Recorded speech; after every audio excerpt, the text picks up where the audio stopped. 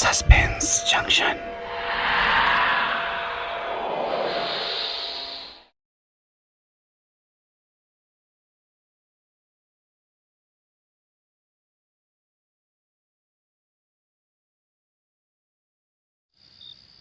গভীর রাতের অন্ধকার চিরে জঙ্গলের মধ্যে থেকে একটা হাতির তীব্র চিৎকারে রাত পাখিরা ডানা ঝাঁপতে উড়ে গেল। কিছুক্ষণের মধ্যেই কতগুলো গাড়ি চলে যাওয়ার শব্দ শোনা গেল।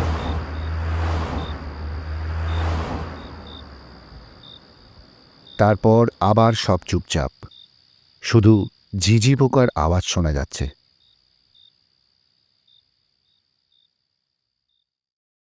প্রতি বছর পুজোটা আমার মামার বাড়িতেই কাটে। বনেদি বাড়ির পুজো বলে কথা। পুজোয় মামার বাড়িতে দিদা দাদু, মামা মামি, তাদের ছেলেমেয়েরা, মাসি মেশো, তাদের ছেলে মেয়ে সবাই মিলে বেশ হৈ হৈ করে কেটে যায় 4 দিন। আমার 4 মামা এবং 2 মাসি। দাদু দিদা এখন চলৎশক্তি রহিত, তবে আমাদের মাথার ওপর এখনও আছেন, এটা ভেবেই খুব ভালো লাগে। 4 মামার মধ্যে ছোট মামার সাথেই আমার সবচেয়ে বেশি ঘনিষ্ঠতা। যেহেতু তাকে ঘিরেই এই ঘটনা, তাই তার নামটাই বলি। বাকি সবার পরিচয় দিতে গেলে পুঁথি বেড়ে যাবে। আমার ছোট মামার নাম রুদ্রশেখর চৌধুরী। পেশায় একজন প্রফেশনাল ফটোগ্রাফার। অত্যন্ত আধুনিক, প্রায় 6 ফুটের কাছে লম্বা, ফর্সা, কাঁচা পাকা ফ্রেঞ্চ কাট দাড়ি, এক কানে পিয়ারসিং করা। পেশাগত কারণে রুদ্রশেখর বিকেম রুডি।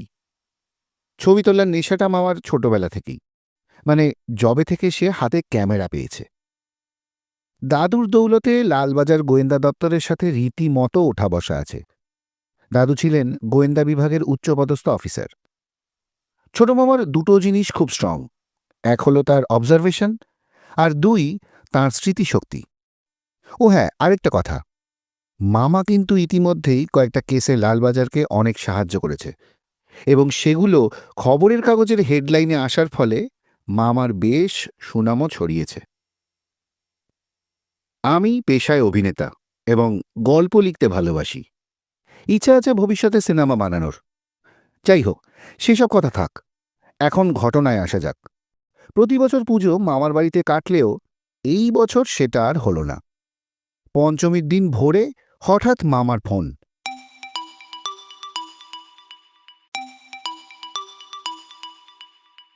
এখনই তৈরি হয়ে এসপ্ল্যানেড চলে আয়, যেতে হবে।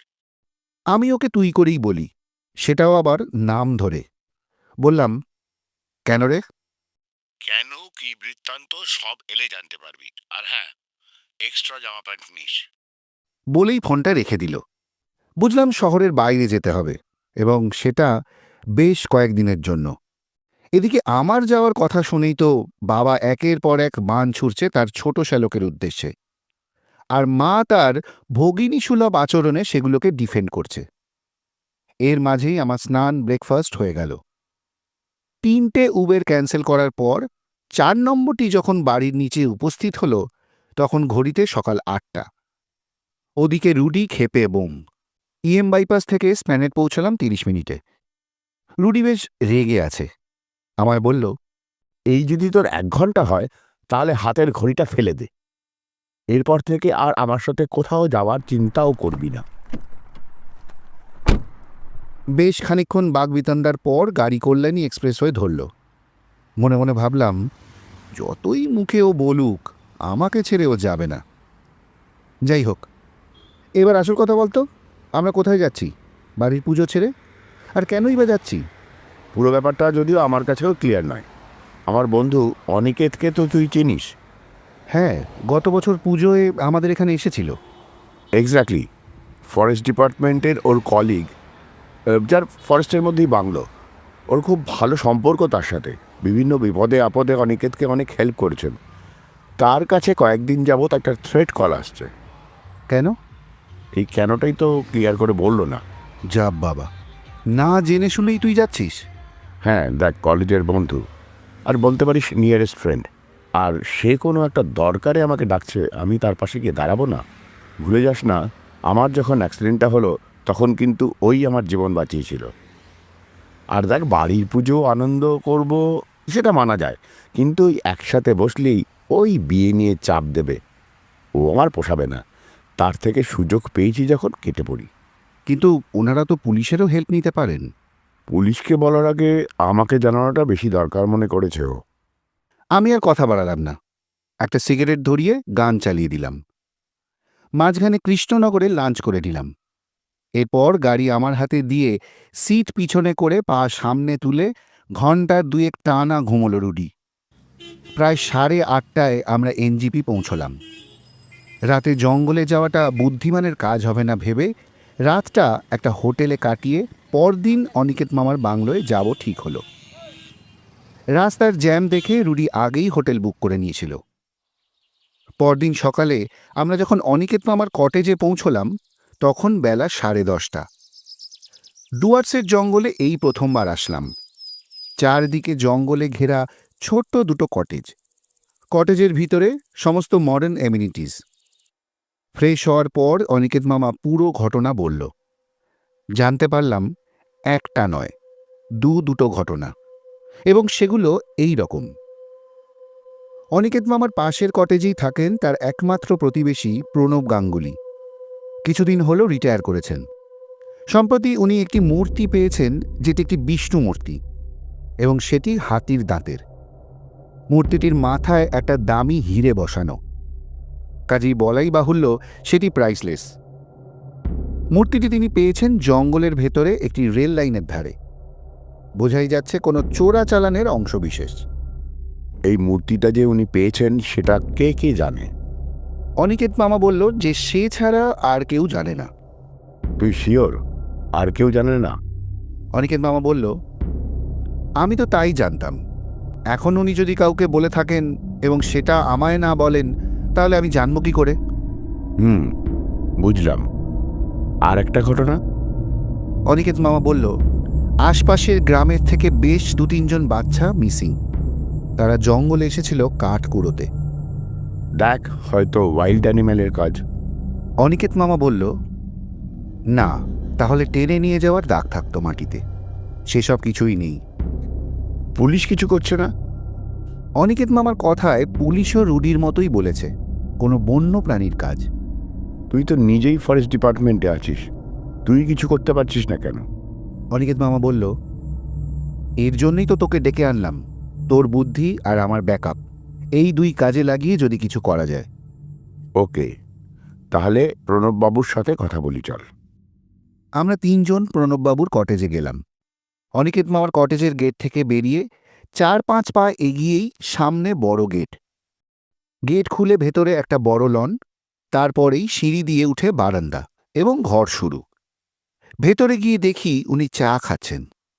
ভদ্রলোকের চেহারা রোগা, গায়ের রং তামাটে, গলার স্বর ভারী, তবে বেশ হাসি খুশি। বাড়িতে উনি আর 2 জন মেয়ের থাকে। স্ত্রী সম্প্রতি মারা গিয়েছেন। জঙ্গল তার এতই প্রিয়, রিটায়ারের পর এখনও কটেজটা ছাড়েননি। অনিকেত মামা আমাদের সাথে পরিচয় করিয়ে দিল এবং সমস্ত কথা খুলে বলার পর উনি মূর্তি নিয়ে আসলেন। রুডি জিজ্ঞাসা করল, এই মূর্তির কথা আপনি আর কাউকে বলেছেন? বলেছি মানে, আসলে আমাদের একটা বন্ধুদের গ্রুপ আছে, তার মধ্যে অনিকেতও আছে। ওই গ্রুপেই বলেছিলাম। এছাড়া অনিকেত তো জানেই। আর থ্রেট কলটা কবে থেকে আসছে?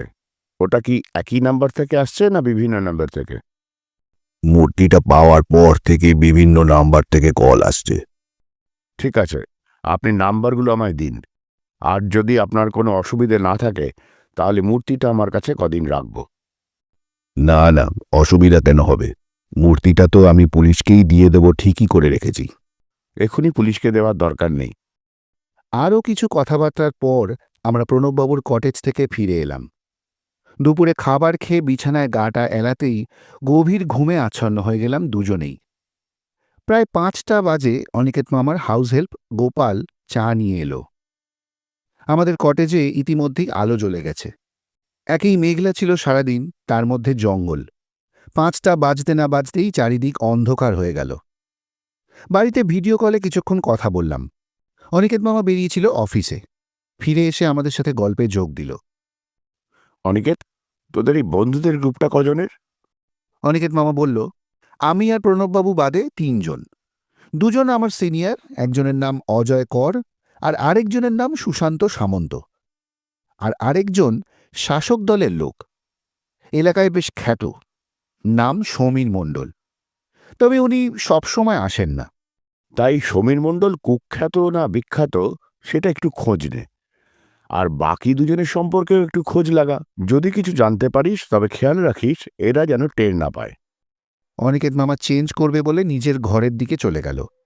কিছুক্ষণ পর ফিরে এসে বলল, অদ্ভুত ব্যাপার। কি হলো? 6টা বাজে, এখনো প্রণববাবুর কটেজ অন্ধকার কেন? উনি তো ইভিনিং ওয়াক থেকে ফিরে এসেই লাইট জ্বালিয়ে দেন। চল দেখি গিয়ে। আমরা তাড়াতাড়ি প্রণববাবুর কটেজে গিয়ে দেখলাম বাইরের গেট খোলা। ভিতরে গিয়ে দেখি সমস্ত ঘর লণ্ডভণ্ড হয়ে আছে।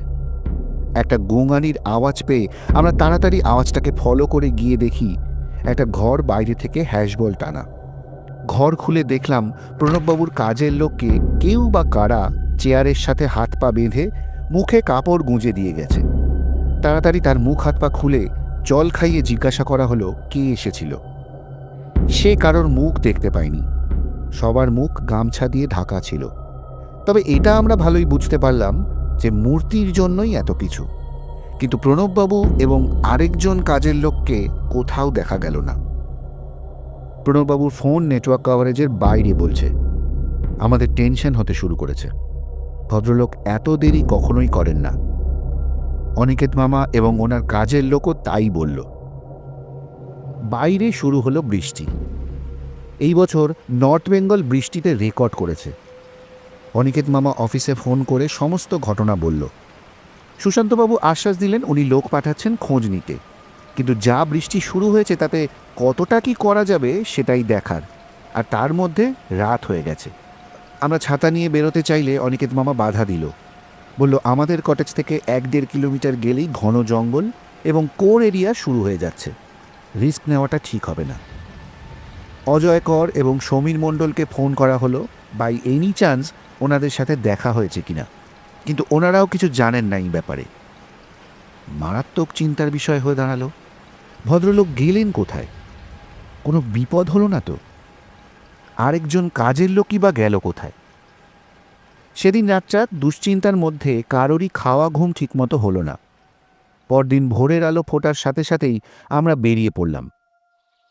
প্রায় 8 ঘন্টা 45 মিনিট এদিক ওদিক খোঁজার পর যেখান থেকে কোর এরিয়া শুরু হয়েছে সেখানে দেখা গেল প্রণববাবুর রিস্ট ওয়াচটা পড়ে আছে। আমরা 3 জনেই সেখানে স্থির হয়ে গেলাম।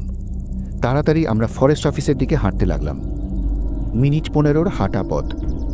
সেখানে গিয়ে গার্ডদের নিয়ে আমরা কোর এরিয়ায় ঢুকলাম। অনিকেত মামা ছিল বলে আমাদের অ্যালাউ করল। রুডিকে দেখলাম ও মাটির দিকে তাকিয়ে কি যেন দেখতে দেখতে যাচ্ছে। একটু ভিতরে যেতেই হঠাৎ বলল গাড়িটার ডান দিকে নিতে। ডান দিকে ঘুরেই যেটা চোখে পড়ল সেটা হাড় হিম করা দৃশ্য। প্রণববাবুর রক্তাক্ত দেহ পড়ে আছে ঝোপের পাশে। বুকের 2 দিকে হিংস্র জন্তুর নখের চিহ্ন। পরনের পোশাক ছিন্ন ভিন্ন। এখনই লোকাল থানায় খবর দে, বডি পোস্টমর্টমে পাঠাতে হবে। প্রণববাবুকে খুন করা হয়েছে। অনিকেত মামা বিনা বাক্য ব্যয়ে লোকাল থানায় ফোন করল। 8 ঘন্টার মধ্যেই পুলিশ এসে বডি নিয়ে গেল। আমরা কটেজে ফিরে আসলাম। রুডি দেখলাম কাউকে একটা ফোন করে ঘরে এসে বলল, লালবাজারে জানিয়ে রাখলাম, পরে কোনো দরকার হতে পারে। আচ্ছা অনিকেত, তুই বাচ্চা মেয়ে মিসিং হচ্ছে বলছিলিস না? অনিকেত মামা বলল, হ্যাঁ, কিন্তু তার সাথে প্রণববাবুর খুনের কোনো যোগ আছে নাকি? যদিও তুই বললি এটা খুন, তবে আমার তো দেখে কোনো জন্তু জানোয়ারের কাজ বলেই মনে হলো। তোর কথা যদি ধরে নিই তাহলে বলতে হবে সব বন্যপ্রাণী আজকাল হার্ভিভোরাস হয়ে গেছে। সামনে রক্তমাংসের মানুষ পেয়ে শুধুমাত্র বুকে আঁচড় বসিয়ে জামা কাপড় ছিঁড়ে ফেলে রেখে চলে গেছে। তাহলে শোন, তোর এখন কাজ হলো প্রণববাবুর বাড়ির কাজের লোকটিকে খুঁজে বার করা, আর জঙ্গলে যারা কাঠ কুড়োতে আসে তাদেরকে গ্রামে গিয়ে বারণ করে আসা যেন কটা দিন তারা না আসে, আর আসলেও জঙ্গলে বেশি ভেতর যেন না ঢোকে। দুপুরে খেয়ে দিয়ে আমি আর রুডি বেরোলাম একটু হাঁটতে। আজ সপ্তমী, কিন্তু এই ঘন জঙ্গলে কি সপ্তমী আর কি বা দশমী। যাই হোক, হাঁটতে হাঁটতে আমরা কোর এরিয়ার কাছে চলে এসেছি। আমি বললাম, আমরা এখানে কেন এলাম একটু বলবি? সকালে তাড়াহুড়োতে আশপাশটা ভালো করে দেখা হয়নি। দিনের আলো থাকতে থাকতে একবার দেখে নিই জায়গাটা, যদি কিছু পাই। পেলেও তো সেটা কোনো কাজে আসবে না, বৃষ্টিতে তো সব এভিডেন্স ধুয়ে মুছে গেছে। তাও দেখতে ক্ষতি কি? আমিও রুডির সাথে এদিক ওদিক দেখছি। হঠাৎ দেখলাম একটা মাফলার গোছের কাপড়ের টুকরো পড়ে আছে ঝোপের ভিতর। রুডি সেটা একটা কঞ্চি দিয়ে তুলে নিয়ে ভালো করে ঘুরিয়ে ঘুরিয়ে দেখে আবার সেটা ওখানেই ফেলে দিল। আবার চারিদিক দেখতে যাব, এমন সময় জঙ্গলের ভেতর থেকে হাতির ডাকের আওয়াজে আমরা চমকে উঠলাম। রুডি বলল, এখানে থাকাটা নিরাপদ নয়, চল ফিরে যাই এবার।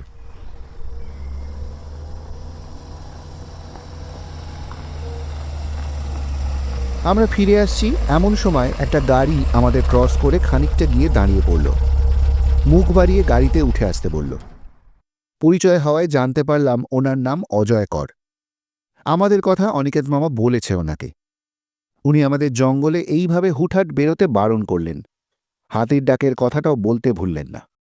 কটেজে এসে অনিকেত মামার সাথে বেশ খানিকক্ষণ কথা বলে যাওয়ার আগে আবার আমাদের সাবধান করে গেলেন। বিকেল 4টে বাজে তখন এলেন সমীর মণ্ডল। সাদা পাঞ্জাবি পায়জামা পরা, সঙ্গে আবার দুজন সাগরেদও আছে। প্রণববাবুর মৃত্যুতে কন্ডোলেন্স জানালেন। উনি বললেন, কি আর করা যাবে, বনের পশুদের তো আর জেলে ভরা যাবে না। যাই হোক, আমাদের খুব কাছের এক বন্ধুকে হারালাম আমরা। রুডি বলল, বনের পশুদের জেলে না ভরা গেলেও মানুষকে তো ভরাই যায়, তাই না?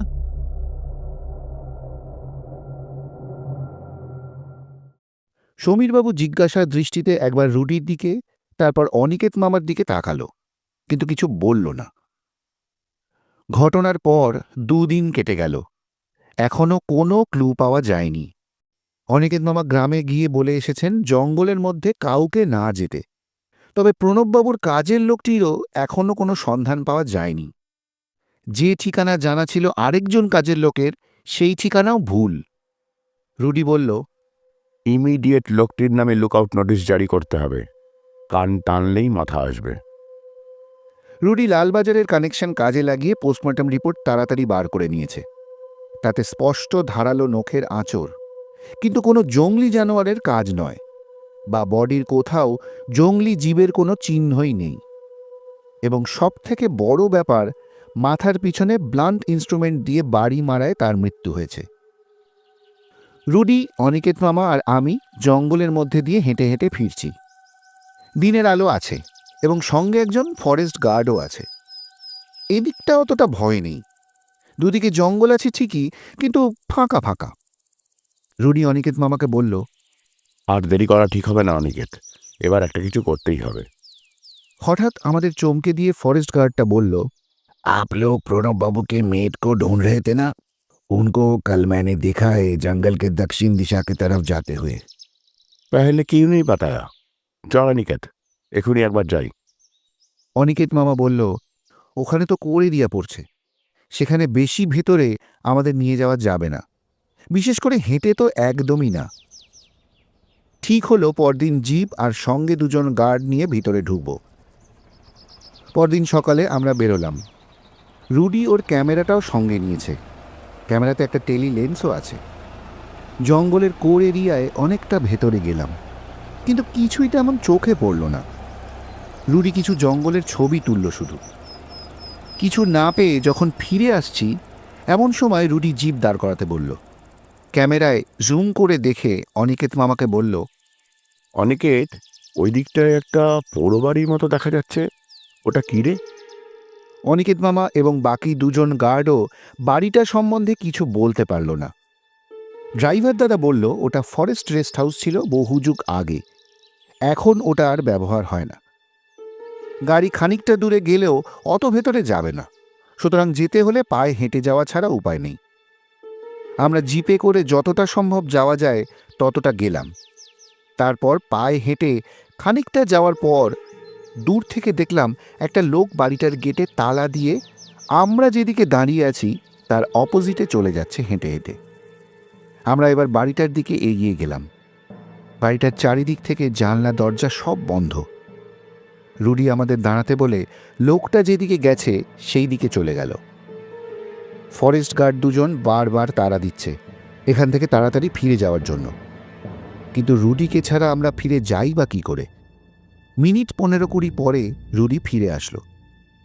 অনিকেত মামা জিজ্ঞাসা করায় রুডি বলল, এখন এখান থেকে চল, পরে সব কথা হবে। আমরা জিপের কাছে আসলে ড্রাইভার বেশ বিরক্ত নিয়েই বলল যে এতক্ষণ এখানে দাঁড়ানো ঠিক নয়, যখন তখন বিপদ হয়ে যেতে পারে। রুডি বলল, আপনার থেকেও বড় বিপদে আছে আরও কিছু প্রাণ, সেটা জানেন কি? ড্রাইভার বলল, স্যার আপনি জানেন না, জঙ্গলের আইন কিন্তু এখানের বন্য প্রাণীরাই ঠিক করে দেয়। তাই কি? আমি রুডির দিকে তাকালাম। ওর কথা শুনে মনে হচ্ছে ও কিছু একটা জানতে পেরেছে, কিন্তু সেটা কি? বেলা 10টা বাজে আমরা কটেজে ফিরে আসলাম। কটেজে গোপাল নেই, সমস্ত ঘর তছনছ। বিছানার ওপর একটা কাগজ অ্যাস্ট্রে চাপা দিয়ে রাখা, তাতে লেখা আছে, প্রাণে যদি বাঁচতে চাও আজ বিকেলের আগে মূর্তিটা 3 নম্বর রেলগেটের পাশে রেখে আসবে, নইলে বিপদ। আমি বললাম, মূর্তিটা তো ঘরেই ছিল, তবে ওরা পেল না কেন? অনিকেত মামারও একই প্রশ্ন। রুডি বলল, কারণ ওটা ঘরে নেই বলে। মানে? রুডি ওর ক্যামেরার ব্যাগ থেকে মূর্তিটা বার করে আমাদের দেখালো। আমার একটু সন্দেহ হয়েছিল, প্রণববাবুর ঘরে মূর্তি না পেলে আমাদের কটেজে হানা দিতে পারে, তাই সকালে বেরোনোর সময় এটা ক্যামেরার ব্যাগে ভরে নিয়েছিলাম। তবে শুধু এই মূর্তি নয় রে, এর পিছনে আরও অনেক বড় ঘটনা ঘটছে। কিছুক্ষণ পরে গোপাল ফিরে আসলো বাজার নিয়ে। অনিকেত মামা তাকে ঘরগুলো গোছাতে বলে কি একটা দরকারে বেরিয়ে গেল। রুডি বলে দিল এখন যেন এই ব্যাপারে কাউকে কিছু না বলে। অনিকেত মামা ফিরল প্রায় 12টা নাগাদ। ওর চোখ মুখ বেশ থমথমে। রুডি জিজ্ঞাসা করল, কি রে, কি হয়েছে? তোর চোখ মুখ এরকম লাগছে কেন? অনিকেত মামা জানালো, অজয়কর খুন হয়েছে। সে কি? কখন? কিভাবে? ঠিক প্রণববাবুকে যে অবস্থায় পাওয়া গিয়েছিল সেই অবস্থায় অজয়বাবুকেও পাওয়া গেছে জঙ্গলের মধ্যে। সে কি, অজয়কর?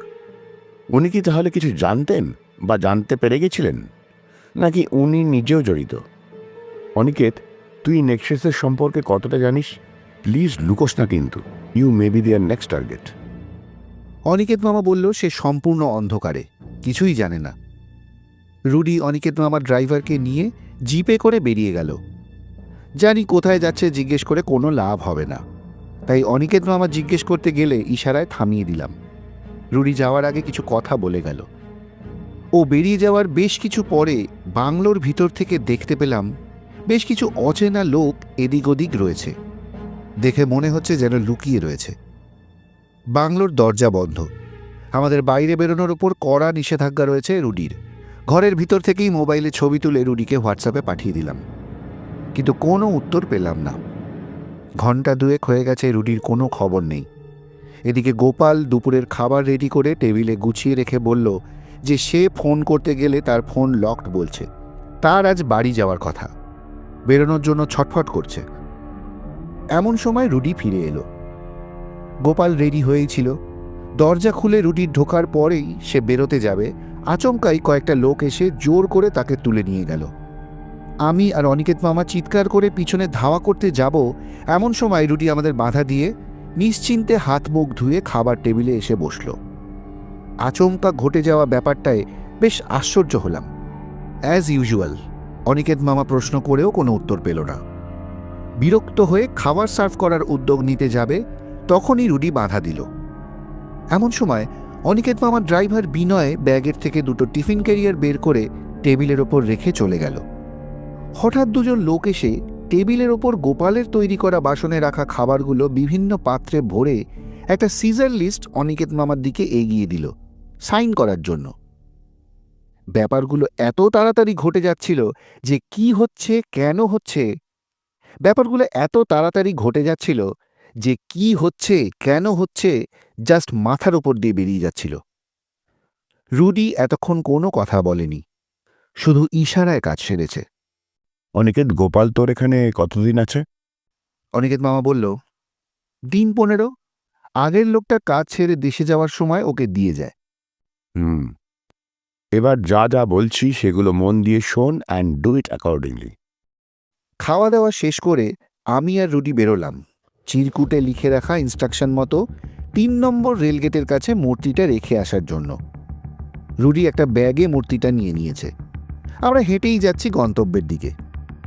বললাম, মূর্তিটা তুই সত্যিই ওদের হাতে তুলে দিবি? তোর মতলবটা কি বলতো? আচ্ছা, যে লোকগুলোর ছবি পাঠালাম তারা কারা?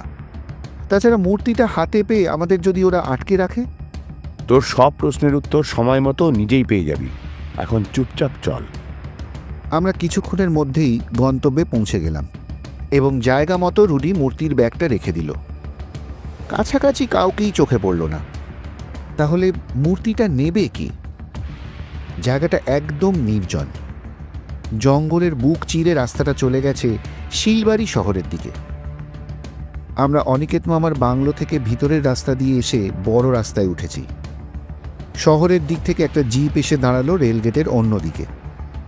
কালো কাপড়ে মুখ ঢাকা একজন গাড়ি থেকে মুখ বাড়িয়ে ইশারায় আমাদের চলে যেতে বলল। আমরা ফেরার পথ ধরলাম। খুব অস্থির লাগছিল। ব্যাপারটা ঠিক বুঝে উঠতে পারছিলাম না কি ঘটতে চলেছে। প্লিজ একটু বলবি কেসটা কি? মূর্তিটা রেখে এলি চুপচাপ, ব্যাপারটা জাস্ট হজম হচ্ছে না। চল গাড়িতে উঠে বস। খেয়াল করিনি বিনয় জিপ নিয়ে আমাদের জন্য ওয়েট করছিল জঙ্গলের মধ্যে। অনিকেত মামা বসেছিল।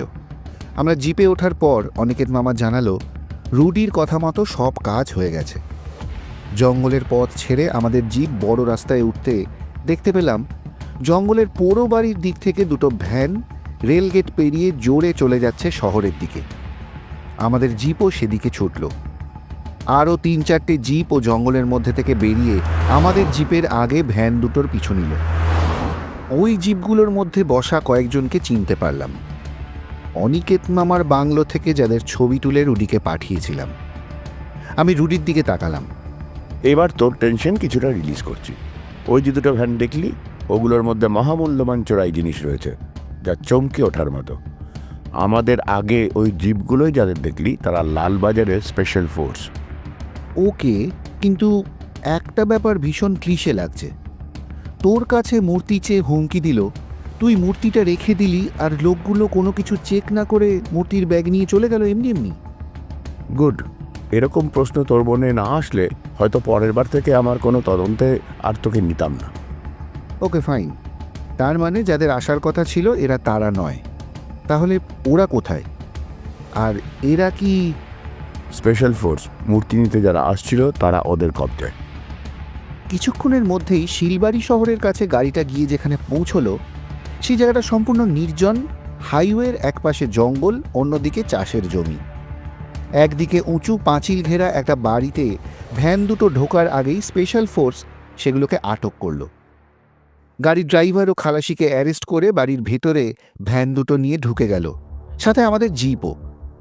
ভিতরের সিকিউরিটি বাধা দিতে গিয়ে আটক হলো। শিলবাড়ির পুলিশ ফোর্সও আগে থেকেই রেডি ছিল জঙ্গলে গা ঢাকা দিয়ে। পুরো এলাকা ঘিরে ফেলল। স্পেশাল ফোর্সের অফিসারের গান পয়েন্টে দুজন লোক মূর্তির ব্যাগ হাতে নিয়ে ভেতরে ঢুকল। আমরা বাইরে দাঁড়িয়ে শুনছিলাম ওদের রিয়াকশনস। ভিতরে কে বা কারা আছে তখনও জানি না। লোকগুলো ভেতরে ঢোকার পর ভিতর থেকে দুজনের কথা শুনতে পেলাম। অনিকেত মামা বলল, সে কি, নেতা সমীর মণ্ডল এখানে? আর সুশান্ত সামন্তই বা এখানে কি করছে? রুডি ইশারায় চুপ করতে বলল। ভিতর থেকে সমীর মণ্ডল এবং সুশান্ত সামন্তের কথাবার্তা খানিকটা এই রকম। এ কি, তোমরা এখানে কেন এসেছো? তোমাদের মূর্তি যেখানে পৌঁছানোর কথা ছিল সেখানে যাওনি কেন? আর এই দুজন লোকই বা কে? সুশান্ত সামন্ত বলছেন, আগে দেখি ঠিক জিনিস এনেছে কি না। দেখুন, এটা তো অন্য মূর্তি। সে কি, আসল মূর্তি কোথায়? সমীর মণ্ডলের কথার মাঝেই আমরা ভিতরে ঢুকলাম পুলিশ নিয়ে। আমার কাছে। রুডি ওর ব্যাগ থেকে মূর্তিটা বের করলো। কোনো চালাকির চেষ্টা করে কোনো লাভ হবে না। চলুন এবার বাইরে গিয়ে আপনার বাকি কীর্তিগুলো দেখে নেওয়া যাক। দুটো ভ্যান এখানেই আছে। অনিকেতের বাড়ির কাজের লোক গোপাল এবং প্রণববাবুর মেড জেলে জবানবন্দি দিয়ে দিয়েছে। ওদের অ্যারেস্ট করে বাইরে নিয়ে আসতে আসতে 2-3টে অ্যাম্বুলেন্সও এসে গেল এবং অল্প কিছু সময়ে বন দপ্তরের কর্মকর্তারা এসে পৌঁছলেন। ভ্যান দুটোর দরজা খুলতেই চমকে ওঠার পালা। দুটো ভ্যানের দরজা খুলতেই দেখা গেল তার মধ্যে 11-12টা বাচ্চা মেয়ে হাত মুখ বাঁধা প্রায় অচৈতন্য অবস্থায় পড়ে আছে এবং তার সাথে বেশ কয়েকটি বাক্সবন্দি হাতির দাঁত। বাচ্চাগুলোকে রেস্কিউ করে অ্যাম্বুলেন্সে চিকিৎসার জন্য নর্থ বেঙ্গল মেডিকেল কলেজে পাঠানো হলো। বাক্সবন্দি হাতির দাঁত বন দপ্তরের লোকেরা তাদের হেফাজতে নিয়ে নিল। বিকেল হয়ে গেছে। অনিকেত মামার বাংলোয় ফিরে আমরা ভিতরে যাইনি। বাংলোর লনেই বসলাম অনিকেত মামা, রুডি আর আমি। কিছুক্ষণের মধ্যেই বন দপ্তরের ও লালবাজারের স্পেশাল ফোর্সের কয়েকজন অফিসার সেখানে এসে বসলেন। বিনয় কিছুটা দূরে দাঁড়িয়ে আছে। গোপাল, চা নিয়ে এসো সবার জন্য। আরে বিনয়, তুমি এখানে এসে বসো। গোপালের নাম শুনে আমি আর অনিকেত মামা অবাক হলাম। গোপাল আসবে কোথা থেকে? ও তো অ্যারেস্টেড। বাংলোয় তো ফুলু রয়েছে, মালির ছেলে। অনিকেত মামা বলল, গোপাল কোথায়? ওর নাম তো ফুলু। এবার আরও অবাক হবার পালা। দেখলাম গোপাল আর ফুলু সকলের জন্য চা ও পকোড়া নিয়ে এসছে। তোদের আরও অবাক হওয়ার বাকি আছে। সেদিন গোপাল আমাদের খাবারে বিষ মেশায়নি, মিশিয়েছিল অন্য কেউ, সুশান্ত সামন্তের লোক, রান্নাঘরের জানলা দিয়ে। গোপালের চোখে পড়ে যায়। গোপাল বিনয়কে জানায় আর বিনয় আমাকে। তারপর যা ঘটেছে সেটা তোরা দেখেছিস। লোকটাও গোপালকে দেখেছিল, তাই গোপালকে এখান থেকে সরিয়ে না দিলে গোপালকে মেরে ফেলতো। অনিকেত মামা বলল, জাস্ট আ মিনিট, গোপাল বিনয়কে জানায় মানে? বিনয় আমার কাছে জয়েন করেছে তোরা আসার 2 দিন আগে। গোপালের সাথে বিনয় সেরকমভাবে আলাপই হয়নি। আমি বললাম, হ্যাঁ, বিনয়কে কেন? এবার বিনয়ের পরিচয় দিই। ওর আসল নাম অমিত তামাং, ওয়েস্ট বেঙ্গল পুলিশের স্পেশাল ক্রাইম ব্রাঞ্চের সিনিয়র অফিসার। অনিকেত, তুই বোধহয় এখনো ওকে চিনতে পারিসনি। আরে কলেজে আমাদের পরের ব্যাচের ডাকাবুকো জিনিয়াস। তোর চিঠি পাওয়ার মাসখানেক আগেই অমিত আমায় এখানকার ক্রাইম নিয়ে জানিয়েছিল, কিন্তু এর পিছনে কী বা কারা আছে সেটা বুঝতে পারছিল না, বা হাতে নাতে প্রমাণ পাচ্ছিল না বলে আনঅফিসিয়ালি আমাকে এটার তদন্ত করতে রিকোয়েস্ট করে। সেই সময় অন্য কাজে ব্যস্ত থাকায় ওকে নিরাশ করি। তার কিছুদিন পরই তোর চিঠি পেয়ে সাথে সাথে অমিতকে জানাই।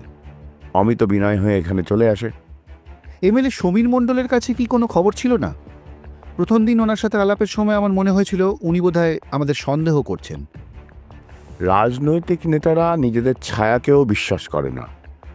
অমিতই গোপালকে এখানে পাঠায়, কারণ অনিকেত, তুইও ওদের হিট লিস্টে ছিলিস। সমীর মণ্ডলের কাছে গোপাল নিজেকে ভরসাযোগ্য করে তোলে। আমরা এখানে আসার পর, বিশেষত প্রণববাবু খুন হওয়ার পর, সমীর মণ্ডল গোপালকে টাকার টোপ দিয়ে আমাদের কথাবার্তা রেকর্ড করে ওনাকে পাঠাতে বলেন। অমিতের সাহায্যে গোপাল আমাদের সাধারণ আলোচনা রেকর্ড করে পাঠাতে থাকে। আর অজয় কর খুন হলো কেন? অজয় কর ওদের সব কুকীর্তি জেনে গেছিলেন। এত জঘন্য অপরাধ করেও কি এরা আবার জামিন পেয়ে যাবে? না বোধহয়। স্ট্রং চার্জশিট জমা দেওয়া হবে, যাতে জামিন না পায়।